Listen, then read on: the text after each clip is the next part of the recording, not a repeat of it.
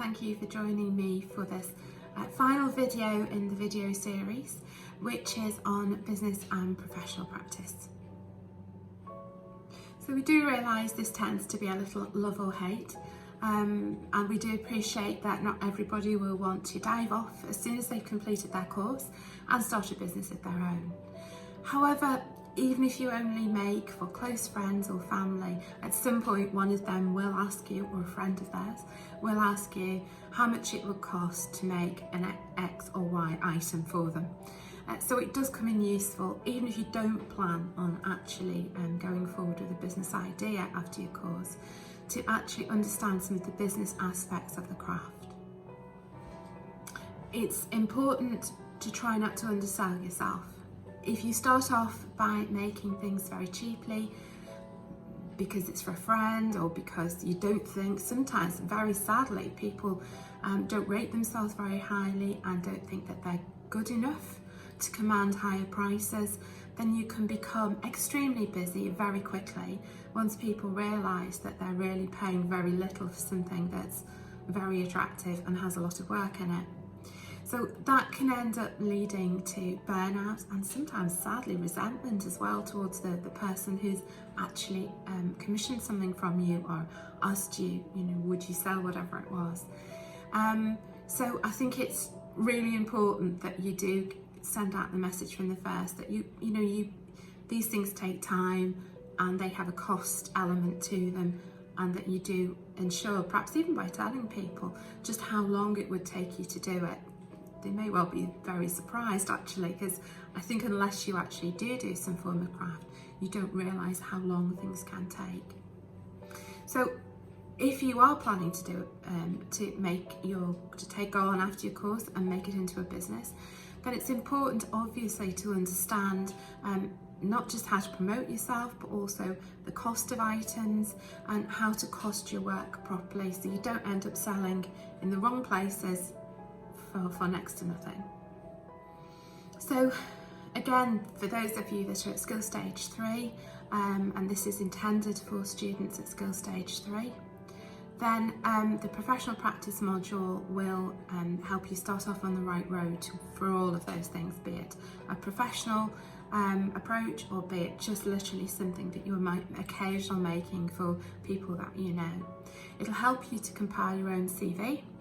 It will help you to put together a presentation to send to a gallery, potential employer, or to take commissions from. And it'll also help you to cost your item and or your items and tailor your charges to the type of business you intend to run, because that's obviously important. If you have overhead costs such as maintaining a high street shop, then that's a completely different set of pricing to perhaps just working from home.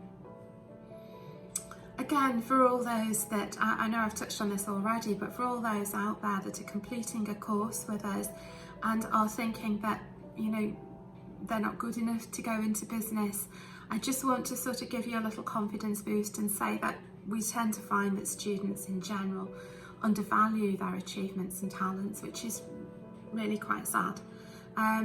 You do need to toot your own horn because no one else generally does it for you in order to get noticed. If you completed a Skill Stage 3 or 4 course with us, then you more than have the potential and the talent to start and maintain your own business. So please, if you take nothing else away from this video, please do take that away. The skill actually is in deciding what you want to do and then in maintaining your commitment to it and doing it well. And I'm sure you can all do that. So it probably helps to tell you what other students have done, so some of our previous graduates.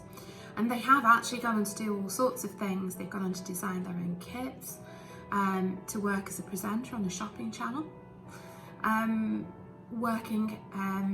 designing and making theatre costumes, working to commission, which perhaps is the obvious one people think of, teaching face-to-face, online, and also actually on TV as well.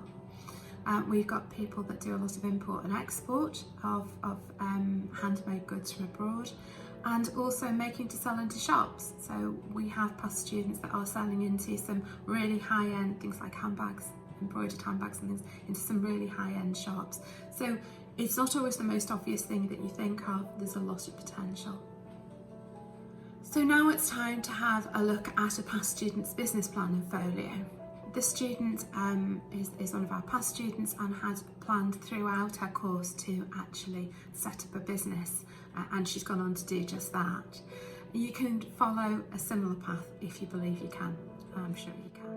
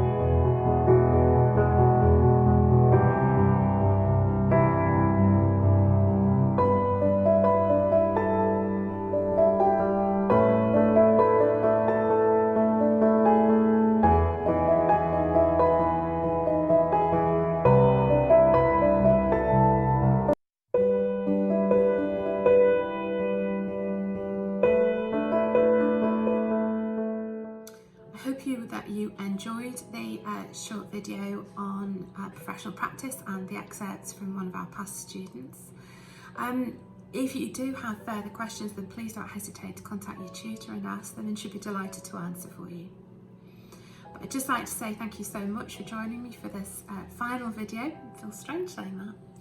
And I wish you the best of luck with continuing on with your coursework, or if you're already finishing your course with us, then on to something else, or even on to the next level with us. So thanks very much for joining me. Take care now. Bye-bye.